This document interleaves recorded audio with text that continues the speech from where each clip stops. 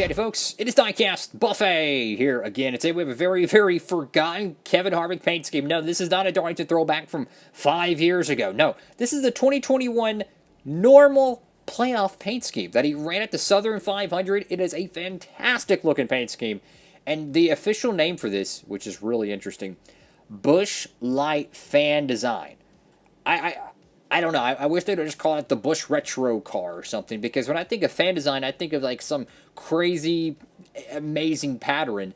To me, this is more of just a beautiful throwback, and my goodness, let's go ahead and get this very forgotten diecast out of the box. Alrighty, folks, right out of the good old box, and let's go and hop into it. So, I don't think we've ever done a review with a diecast on the base, so you know what?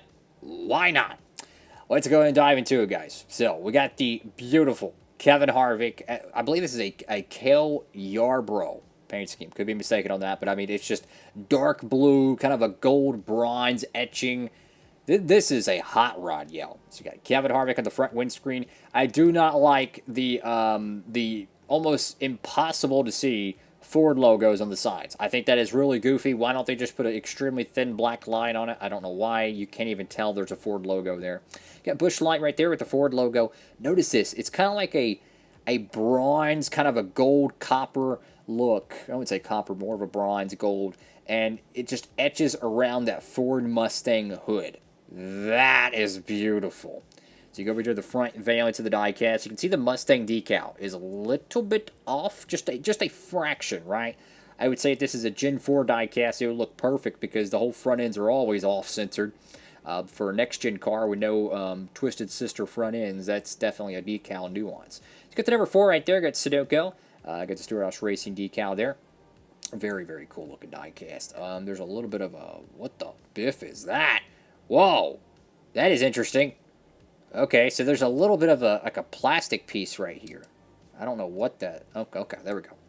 So anyways, let's go ahead and dive into this paint scheme. Of course, pick this one up over there at Circle B Diecast. If you'd like to pick up this diecast or anything else over there, I believe this one's still in stock. Make sure you use the promo code down below, guys. I would love you forever if you use the code Diecastbuffet over there at Circle B Diecast for your next diecast purchase. You'll save on shipping, guys, for any orders, $30 or more. So with next-gen cars inbound and next-gen being a little bit more expensive, so to speak, saving on shipping is a must. Now, this is something I had no idea was on the car at first, but this is what I love about these obscure paint schemes. 2014 NASCAR Cup Series champion, 2011 first year with Anheuser-Busch. That is really cool. That is really freaking cool. I love that. Got the Kevin Harvick logo right there. Ford, Mobil 1, Haas.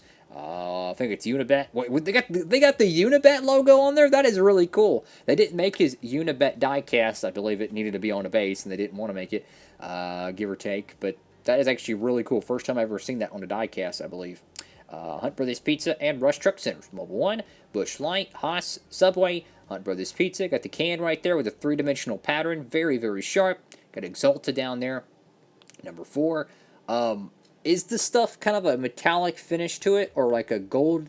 I'm going to say yes. I think so. Like, I don't think these stripes in the middle are, but definitely around the door numbers, it looks like it's got a gold, kind of that Wood Brothers kind of gold number effect a little bit. Not as shiny or sparkly, but it certainly has something there. Get round of 16, Cup Series playoffs, Goodyear. Beautiful diecast, guys. Beautiful. You go to the caboose of the car. My gosh, is that cool. So you have like these gold mountain peaks. Get the Busch Light logo right there, the yellow playoff spoiler, which I will admit it's got some paint running down or something, but who cares, man? I love this. The back end of the car, just beautiful. I love the gold shadows. I'm telling you, man, this has got to be the most underrated, forgotten diecast of the year. Like, literally no one has, like, really talked about this paint scheme. And I believe it was the only 1/64 scale car in one of the shipments, so it really flew under the radar. Check this out. What is that? Scott McDonald? What in the world? I have never heard of that name. I don't think. First year as NASCAR fan, Busch enters NASCAR. So perhaps maybe he was a fan vote winner or something. I don't know. That's really cool. Of course, Busch used to be the Busch Grand National Series. It used to be just called like the Busch series. I think they had like a Busch North series. I mean, they were a huge sponsor of the what we call the Xfinity series, and I want to say the K&N series or ARCA East West. I mean, I feel like we have like 4 different ARCA series nowadays. I don't even know what they really are. Look at that shine on that spoiler there, guys. That is brand new. That is beautiful. And fantastic looking diecast here, guys. I'm loving this thing. So you go to the top of the car here. Once again, you kind of have that gold bronze etching around the number 4. Just, I'm telling you, man, if you have a diecast series and you need a fantastic Darlington throwback, you can easily put a decal over the playoff logos. You could paint their spoiler. You could change out the window banners, and I'm telling you, you got like a 10 out of 10 Darlington throwback here. Got the Mobile One decal there. I love the font on that back window piece, and you got Busch Light once again on the deck lid. I'm telling you, man, this is an awesome, awesome freaking car here, guys. Is it just me, or does that Mobile One decal look a little bit bigger than this one? Could be mistaken. Nonetheless, so, I believe this is the first time we've ever reviewed a diecast while it's still on the base. You know me, I don't like diecast bases. And check this one out for size, guys. So apparently, McDonald's diecast absolutely have to have a base now. Can you believe it? Can you believe that we absolutely have to have a base for McDonald's diecast? Bubba Wallace's Talladega win comes on a base. I don't see any alcohol sponsors or whatever on it. And it has to be on a base. Why on? I don't even know. It blows my mind that McDonald's diecasts have to be on a base. But in case you're ever curious on how to take these things apart, what I personally do, and if you're a younger fan, don't do this without supervision. But if you know what you're doing, you're extremely careful. You're an older fan, perhaps. I usually take a piece of pliers. Imagine my fingers are the pliers, and I press it right there, and I just gently crack it. What you want to do, though, make sure when you crack it, though, that you're in a place that the stuff can't fly everywhere. Under a table or under a desk is what I like to do, because believe me, plastic shards will fly. Wear eye protection, maybe some gloves if you're not used to it. My point is, don't do it near a TV or something, because the pieces can fly everywhere. Anyways, you just gently crack it. You're not trying to just break it on once.